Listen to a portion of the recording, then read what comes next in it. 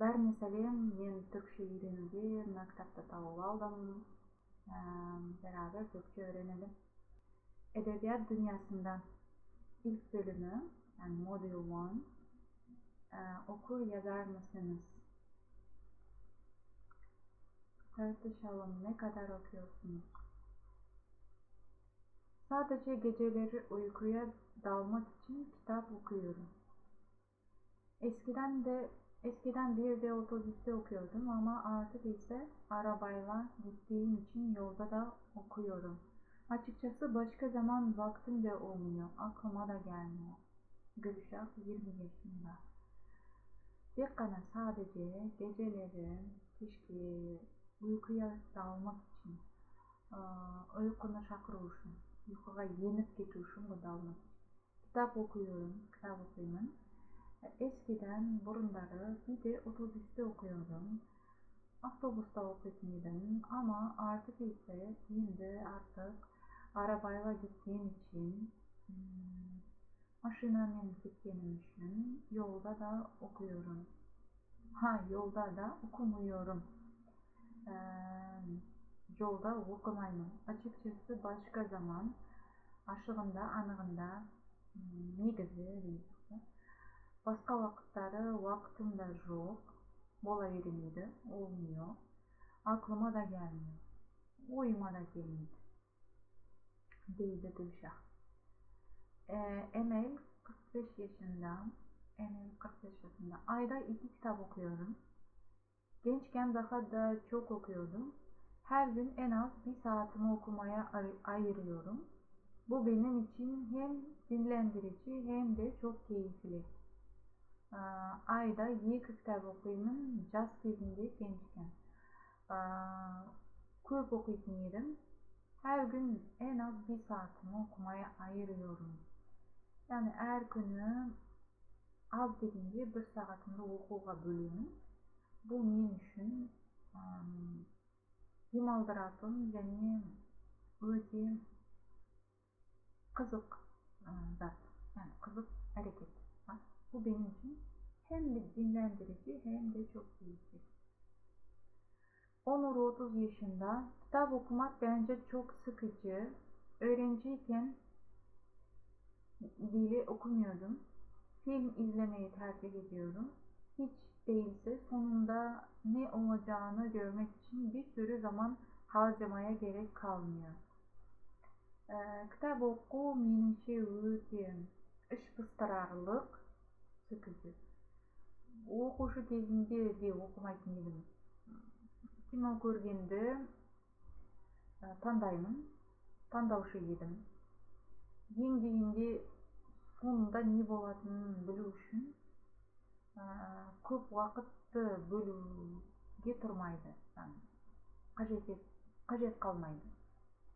Kitap okuған кезде оқып соңына жету үшін әдетте көп уақыт керек болады ғой, фильмде деген секілді ғой. Mantıklı. Ya, logично. Benim hayatımda kitap okumak, yani özümüzün ömrümüzden айтуымыз керек екен. Benim hayatımda da çok kitap okuyorum diyemem. Yılda 7 kitap bitirmeyi planlıyorum. Her yıl 7 kitap olursa benim için çok neticeli bir iş olacak. Genelde yılın başında 7 kitap seçiyorum ve onları bitirmeye çalışıyorum. Yani her gün sadece 20 dakikamı alıyor kitap okumak. Genelde scientific research'in kılımlı zevklerle okuyayım. PhD yaptığım için olabilir. Öyle. Kitap okumanın nedenlerini ortaya koyma amacıyla yapılan bir araştırmada niçin okumuyorsunuz sorusuna katılımcıların verdikleri yanıtları aşağıda. Hangilerine katılıyorsunuz? Bir araştırma, researching. Araştırmada, sonday bir zevklerде эмне үчүн китап окумайсыз деген суракка алынган жаабдар төмөндө дейди. Кайсысына косуласыз катуу үчүн? Kitaplar pahalı, kitaplar kımbat. Okul eğitiminde okuma alışkanlığı verilmiyor. Оқу әдістемесінде оқуға деген әдетті қалай қалыптастыру керек екенін үйретпейді деген мағынада ғой. Televizyon insanları kitap okumaktan uzaklaştırıyor. Televizyon, именно televizor adamları kitap okudan alstatады. Öğrencilerin çok fazla ödevi var. Оқушылардың өте көп тапсырмалары болғандықтан herkesin çalışma temposu çok yoğun. Herkesin жұмыс жасау уақыты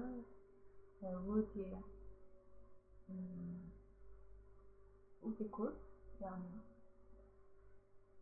tapsırmaları көп adamların жұмыс істеуге. Diğer nedenler, başka da sebepler yani neticeler olabilir. Hangisine katılıyorsunuz? Ben kitaplar pahalı dediğine de katılıyorum. Yani kitabın ucuzlaşmasını hiç görmedim. Yani her yıl aldığım kitapların paralarına mutluyum. Yani seviniyorum. Seviniyorum, evet. Aldığım kitaplar parasına seviniyorum çünkü her yıl geçtikçe artıyor paraları. Okul eğitiminde de evet alışkanlığı verilmiyor ama onu ben okulun